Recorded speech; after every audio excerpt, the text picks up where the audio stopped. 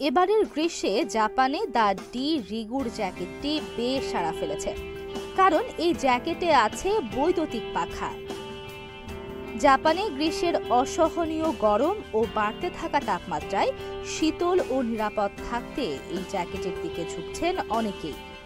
British গণমাধ্যম গার্ডিয়ানের খবরে বলা হয়েছে, জ্যাকেট থেকে চারপাশের বাতাস প্রবাহিত করে ভেতরে থাকা পাখা।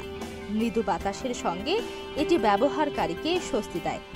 এর মাধ্যমে যেমন তাপমাত্রা কমে, তেমনি আর্দ্রতাও নিয়ন্ত্রণে রাখা যায়। প্রকৌশলী হিরোশি ইশিগায়া এই জ্যাকেটের উদ্ভাবক। সনি থেকে অবসরের পর 1988 সালে দক্ষিণ পূর্ব এশিয়ায় ভ্রমণের সময় তার মধ্যে এ ধরনের উদ্ভাবনের বিষয়টি মাথায় আসে। ইশিগায়া বুঝতে পেরেছিলেন, নতুন ভবনগুলোতে শীতাতপ নিয়ন্ত্রণ ব্যবস্থা ব্যবহারের প্রসার ঘটবে। এর বিকল্প হিসেবে তিনি ফ্যান জ্যাকেট বাজারে আনেন 2004 সালে। এই জ্যাকেট তখন এয়ার কন্ডিশনড ক্লোথ হিসেবে পরিচিতি পায়। প্রথম দিকে গ্রীষ্মের গরমের মধ্যে জ্যাকেট পরার বিরোধিতা করেছিলেন অনেকেই। এর সঙ্গে জ্যাকেটের মডেলেও ছিল ত্রুটি।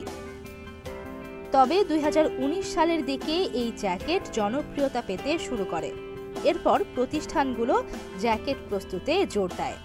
2015 সালে বৈদ্যুতিক যন্ত্রপাতি প্রস্তুতকারক প্রতিষ্ঠান মাকিতা ফ্যান জ্যাকেট প্রস্তুত করে। তারা বুঝতে পারে এই পণ্যের চাহিদা তৈরি হতে পারে। মাকিতার সহকারী ব্যবস্থাপক ডাইসু সেকি বলেন, আমরা আলাদাভাবে কোনো পণ্যের বিক্রির তথ্য প্রকাশ করি না, তবে গত কয়েক বছরে তাপমাত্রা বাড়ায় চাহিদা বেড়েছে। বাজারে ফ্যান জ্যাকেটের বেশ কিছু মডেল রয়েছে।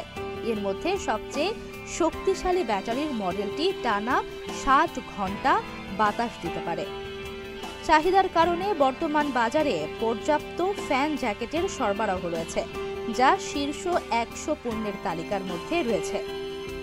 জাপানে ফ্যান জ্যাকেটের মতো আরও বেশ কয়েকটি উদ্ভাবন এসেছে, যা বাজারে জনপ্রিয় হয়ে উঠেছে।